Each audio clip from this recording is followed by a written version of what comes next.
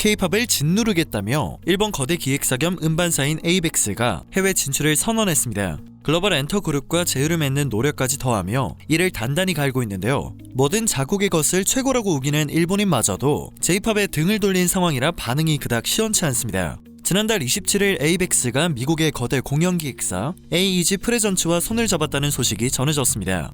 양사는 AEGX라는 이름의 새 조인트 벤처를 세워서 아티스트와 공연장, 축제, 글로벌 투어에 관한 서로의 전문 지식과 자원을 공유하기로 했다고 합니다. AEGX는 4월 1일부터 새롭게 런칭될 예정인데요. 월스트리트 저널도 해당 소식을 보도했습니다. BTS와 K-팝이 세계를 장악했으나 이들 회사는 J-팝이 훨씬 더 커질 것이라고 말한다는 제목의 기사를 통해 AEG 프레전츠가 J-팝 시장이 더 커질 것이라는데 베팅을 했다고 분석했습니다. 이어서 비영어권 아티스트들이 어떻게 전 세계 팬들을 사로잡았는지 청사진을 제시한 K-팝의 뒤를 이어 J-팝도 온라인 스트리밍 확대 등에 힘입어 외부 시장으로 눈을 돌리기 시작했다고 전했습니다. 기사의 내용처럼 양사가 손을 잡았다는 소식에 K-팝이 과도할 만큼 거론되었습니다. 그들이 넘어서야 할 기준이 K-팝이 되었다는 것을 알 수 있는 부분입니다. 에이벡스도 관련 인터뷰를 통해 K-팝을 엄청나게 의식하는 듯한 멘트를 쏟아냈습니다. 에이벡스의 야마나카 이사는 K-팝은 할 수 있는데 일본은 할 수 없다고 생각하지 않는다면서 K-팝이 구미에서 메이저 콘텐츠가 되는 등 세계 음악 비즈니스의 상황도 크게 변했다고 설명했습니다. 이어 AEGX를 통해 에이벡스는 보다 글로벌한 전개를 구축해 나갈 것이라는 포부를 전했습니다. 한국도 하는데 우리가 왜 못하겠냐는 자만이 가득한 멘트였습니다. 아시아에서 이미 K-팝이 글로벌 진출을 실현하고 있는데 한국 아티스트와 일본 아티스트의 차이점은 무엇이냐는 질문에 답변도 찾아볼 수 있었는데요. 야마나카 이사는 일본의 시장은 세계적으로 매우 크다며 일본의 투어 규모를 자랑했습니다. 반면 한국은 아레나에서의 국내 투어를 짜도 몇 군데가 한계이고 이익도 한정된다고 비교했습니다.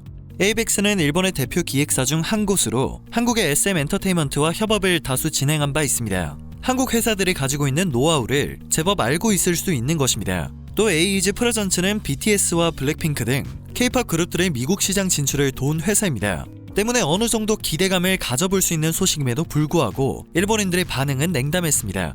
양사의 제휴 소식이 일본 언론들을 통해 대대적으로 보도되었기 때문에 기사의 댓글에서 네티즌들의 반응을 찾아볼 수 있었습니다.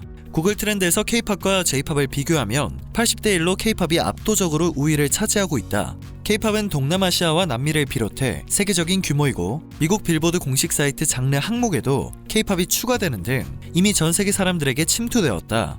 J-팝이 트렌드인 곳은 일본뿐이다. 지금까지 국내 시장만 보다가 K-팝이 해외에서 성공하는 것을 보고 갑자기 흉내내는 것은 늦은 감이 있다. 한국 음악이 일본에 너무 파고들어와 초조함을 느낀 것이다. 완전히 늦었다. 이제 와서 애를 써도 K-팝을 따라간다는 소리만 들을 뿐이다. 라는 반응들이었습니다. 사실 지난해부터 일본에서 큰 인기를 얻고 있는 일부 유명 가수들은 K-팝을 넘어서기 위한 움직임을 시작했습니다.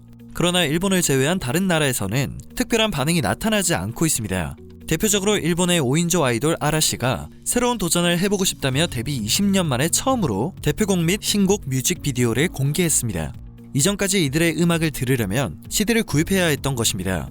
이처럼 아날로그적인 일본 음악 시장이 변화하기 시작한 것은 K-팝의 성공 이후부터입니다. BTS와 트와이스, 블랙핑크 등 소위 칼군무를 앞세운 한국 가수들의 뮤직비디오는 유튜브 등 온라인을 통해 유통되었고 세계 팝 시장에 자연스레 이름을 알렸습니다. 음악 역시 아이튠즈 등 해외 음원 사이트를 통해 공개되며 각국에서는 손쉽게 한국 음악을 들을 수 있습니다. 이에 반해 일본 음악 시장에서는 뮤직비디오 한 편을 공개해도 CD 판매량에 영향을 주지 않도록 1분 내외의 숏 버전만 공개하는 기획사들이 적지 않았습니다. 이런 유통도 문제였지만 콘텐츠적인 면에서도 획일화된 귀여운 아이돌 이미지를 강조해왔다는 비판이 적지 않았습니다. 1980년대에서 1990년대 높은 음악성으로 아시아 시장에서 인기를 얻었던 것과 다른 양상을 보여온 것입니다. 지난해 CJ에서 프로듀싱을 맡았던 일본판 프로듀스 101도 한국이 컨셉을 다 잡아주고 곡과 안무를 모두 준비해줬다고 하는데요. 해당 사건 때문에 일각에서는 K-팝 노하우가 달리 있는 것이 아니라 한국 인력 그 자체가 K-팝 노하우였다는 말이 나왔습니다. 일본인들마저 J-팝에 등을 돌리는 사태가 일어날 수밖에 없는 것인데요. 지난해부터 일본에서는 일본 젊은이들의 트렌드는 한국발이 싹쓸이를 했다라는 전문가들의 의견 및 칼럼 보도들이 쏟아졌습니다. 다양한 언론 매체를 통해 발표된 트렌드 랭킹의 상위권에서는 한국에서부터 시작된 유행을 다수 찾아볼 수 있었는데요. 한국의 새로운 문화가 이 정도로 일본의 젊은이들에게 영향을 주게 된 것은 SNS의 영향이 크다는 분석이 이어졌습니다. J-팝이 K-팝을 의식하게 된 이유 중 하나는 문화가 국가 이미지 및 국가 영향력에 직결되기 때문입니다. 니케이 신문에 따르면 K-팝이 동남아시아에서 큰 인기를 얻으며 국가 영향력에도 영향을 미치고 있는 것으로 나타났습니다. K-팝을 넘어서겠다며 에이지 프레전츠와 제휴를 맺은 에이벡스가 깨달아야 할 것은 에이지 프레전츠의 도움이 성공의 전부가 아니라는 것입니다. 자국민들도 인정하지 않은 음악과 실력이 정말 세계 시장에서 통할 수 있을까요?